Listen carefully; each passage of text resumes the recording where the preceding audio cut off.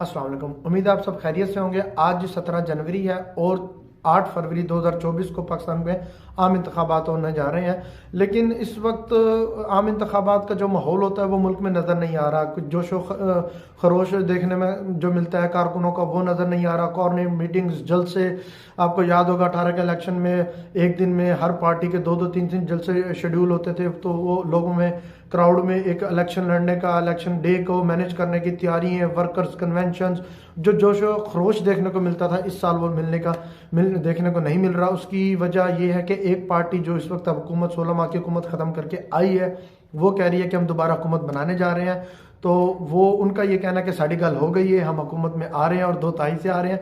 जबकि दूसरी बड़ी पार्टी जो इससे पहले हुकूमत कर चुकी है, उनके जो चेयरमैन है वो इस वक्त जेल में है और वो उनका उनका जो है नाम भी मीडिया पे लेने की इजाज़त नहीं है, उनकी तस्वीर मीडिया पे चलाने की इजाज़त नहीं है। तो वो जो पार्टी है उनका इंतखाबी निशान भी ले लिया गया है पाकिस्तान तहरीक इंसाफ, और उनको आज़ाद, उनके जो कैंडिडेट हैं वो सारे आज़ाद हैसियत में है। लेकिन मरीम नवाज़ ने कल उकाड़ा में एक जलसा किया, बहुत अजीम शान जलसा था और वो बेहतरीन, मतलब वो चीफ पैटर्न एंड चीफ भी हैं पाकिस्तान मुस्लिम लीग नून की, और उन्होंने वो उनको क्राउड पुलर भी कहा जाता है। तो उन्होंने एक बहुत अच्छा जलसा जो है उकाड़ा में कर दिया। कारकुनों को वो जलसे गाह तक लाने में, उनको मोटिवेट करने में, उनको चार्ज करने में कामयाब रही। और उनका ये दावा है कि वो उकाड़ा से सीट भी निकाल लेंगे, बल्कि उनका तो यह है कि पूरे पाकिस्तान से वो 2 तिहाई अक्सरियत के साथ वापस आ रहे हैं। लेकिन जो इसमें एक पॉइंट है जो आज आपसे डिस्कस करेंगे, वो इम्पोर्टेंट नुक्ता है, वो ये है कि पाकिस्तान में नेशनल असम्बली की जो टोटल सीट्स हैं वो 266 है, 266। उसमें से पाकिस्तान मुस्लिम लीग नून सिर्फ जो है 208 कैंडिडेट्स खड़े करने में कामयाब हुई है। 58 कैंडिडेट्स जो मुस्लिम लीग नून के हैं, जो 266 हल्कों में से 58 सीट्स जो है मुस्लिम लीग नून ने खाली छोड़ी हैं, वहाँ पे उन्हें उम्मीदवार नहीं मिले या उन्होंने खड़े नहीं किए। जो 208 हैं उसमें भी आपको पता है कि इनकी मुख्तलिफ छोटी जमातों से इत्तेहाद हैं, वो कारकुन भी, वो जो वोटर्स हैं, वो हैं जो नुमाइंदे हैं, वो भी इनमें शामिल हैं।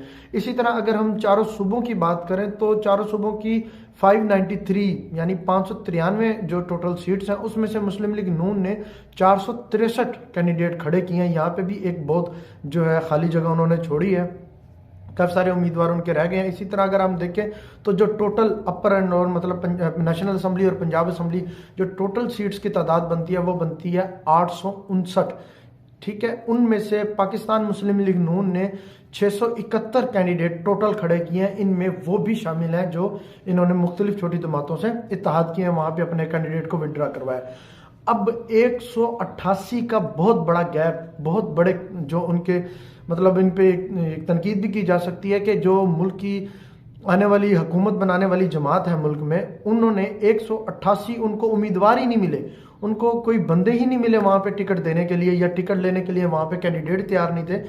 तो ये दोनों सूरतों में उसको देखा जा सकता है। जबकि पीटीआई, जिससे इंतखाबी निशान भी छीन लिया गया है, उन्होंने पूरे मुल्क में 859 अपने जो कैंडिडेट्स हैं वो खड़े किए हैं इलेक्शन में। उनको जाहिर है जो निशानात हैं वो तो इलेक्शन कमीशन ने मुख्तलिफ दिए हैं, लेकिन पाकिस्तान तहरीक इंसाफ ने अपने 859 कैंडिडेट अपनी वेबसाइट पर डाल दिए हैं। उन्होंने कहा कि जी हमारी हमायत याफ्ता ये 859 यानी 266 नेशनल असम्बली के और 593 जो है वो सूबाई असम्बली के, उन्होंने पूरे मुल्क में खड़े कर दिए हैं। अब उनमें से जीतते कितने हैं ये एक अलग बहस है, लेकिन उन्होंने वो अपने जो पूरे कैंडिडेट्स हैं वो खड़े करने में कामयाब हो चुकी है। बेशक उनके पास उनका अपना इंतखाबी निशान नहीं है। उसके ऊपर इमरान खान साहब कहते हैं कि मेरा प्लान सी और प्लान डी तैयार है। जो प्लान डी है तो वो तो अब खान साहब को भी पता क्या है, लेकिन प्लान सी जो मेरी समझ के मुताबिक है, जो मुझे लगता है उनका प्लान सी क्या होगा, वो यही होगा कि अगर ये जो आज़ाद उम्मीदवार जितने भी इन्होंने खड़े किए हैं, अगर ये जीत जाते हैं, मतलब 100 या 100+ सीट्स निकाल लेते हैं, तो जैसे आपको पता है कि जो वज़ीर आज़म के इलेक्शन से पहले कौमी असम्बली में ये तमाम मेंबर्स आज़ाद होते हैं, तो इनको किसी भी पार्टी में जाने से कोई नहीं रोक सकता। ये आज़ाद हैसियत से अपनी जो है पार्टी खुद चूज़ कर सकते हैं, इसमें ये आज़ाद होते हैं। तो प्लान सी जो मेरे मुताबिक मुझे लगता है कि खान साहब का क्या होगा वो यही होगा, ये फिर दोबारा जैसे अभी पिछले दिनों ने बल्लेबाज के साथ इकबाल डार के साथ एक मुआहिदा किया जो नाकाम रहा। हो सकता है ये दोबारा किसी छोटी पार्टी के साथ इत्तेहाद करें। और देखें, बल्ले का निशान छीनने का जो पाकिस्तान तहरीक इंसाफ को नुकसान था वो सिर्फ इतना ही था कि जो इनको रिजर्व सीट्स मिलनी थी वो नहीं मिलेंगी। जाहिर है कोई पार्टी नहीं होगी, कोई स्ट्रेंथ नहीं होगी, तो इनको जो रिजर्व सीट्स मिलनी है वो इनको रिजर्व सीट नहीं मिलेंगी। तो अब इनका प्लान ये है कि ये जो एक छोटी जमात के साथ दोबारा इत्तेहाद करें और जितने भी इनके आज़ाद कैंडिडेट्स विन करके आते हैं वो सारे उस जमात में शामिल हो जाएं और ये अपनी स्ट्रेंथ शो करवा दें। और जैसे ही स्ट्रेंथ शो करवाएंगे तो जाहिर है इलेक्शन कमीशन ऑफ पाकिस्तान को, जो मेरे शऊर और मेरे इल्म के हिसाब से, जो कम मैं भी एक तालिब इल्म हूँ, जो मेरे इल्म के हिसाब से मुझे लगता है कि इलेक्शन ऑफ कमीशन मजबूर हो जाएगा इनको जो मखसूस नशिस्तें देने पर, या ये एक अपना आज़ाद धड़ा भी रखते हैं, ये अपनी आज़ाद तादाद भी शो करवाते हैं, तो भी इलेक्शन कमीशन मजबूर हो जाएगा इनको रिजर्व सीट्स देने पर, अगर ये अपनी यूनिटी इसी तरह शो करते हैं। जाहिर है उसके बाद हॉर्स ट्रेडिंग भी होगी और पैसा भी चलेगा। पाकिस्तान का इलेक्शन आखिर ऐसी बात तो नहीं है कि यहाँ पे सिर्फ जो है इखलाकियात चलती हैं, यहाँ पे पैसा भी चलता है। हो सकता है हॉर्स ट्रेडिंग हो जाए बाद के बाद, तो फिर प्लान खान का डी क्या होगा ये खान साहब को ही पता है। लेकिन जहाँ पे मुस्लिम लीग नून 2/3 का दावा कर रही है, वहाँ पे सुनो न्यूज़ के सीनियर एंकर पर्सन हबीब अकरम के सर्वे के मुताबिक उन्होंने 58 मुख्तलिफ हलकों में सर्वे किया है।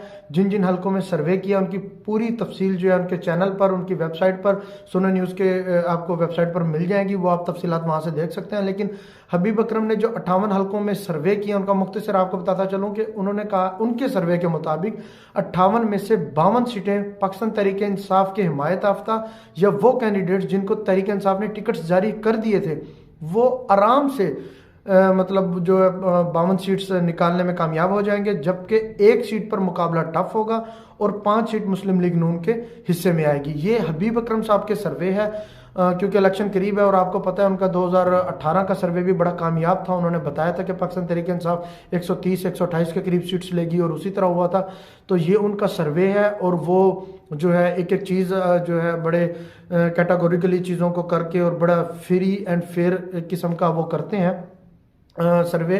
तो बाकी आपको उसमें जो इन 58 हलकों के नाम, तफसील, डिटेल, कहाँ पर ये हुआ और कितने लोगों से सवाल किया गया, कितनों ने जवाब दिया, ये सारी डिटेल्स आपको मिल जाएंगी हबीब अकरम के साहब के उन सर्वेज में। वो उनको देखने के लिए आप उनके चैनल पे देख।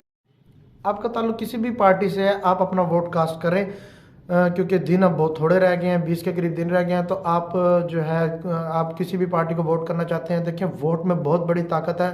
वोट, अगर वोट की ताकत से कुछ ना हो सकता तो मैंने अपने पिछले व्लॉग में भी कहा था कि रियासत को इतना कुछ ना करना पड़ता, इतने पापड़ ना बेलने पड़ते। वोट में बहुत बड़ी ताकत है। आप जिस भी पार्टी को वोट डालना चाहते हैं वोट डालें।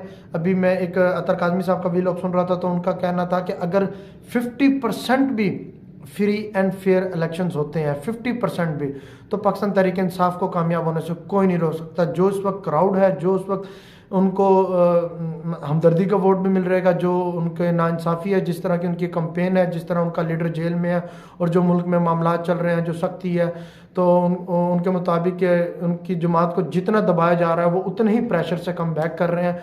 तो उनके मुताबिक अगर 50% भी इलेक्शन फ्री एंड फेयर होते हैं तो पाकिस्तान तहरीक इंसाफ इस मुल्क में दोबारा पावर में आ सकती है। वोट की ताकत को समझें, जिस मर्जी पार्टी को वोट दें, लेकिन वोट ज़रूर डालें।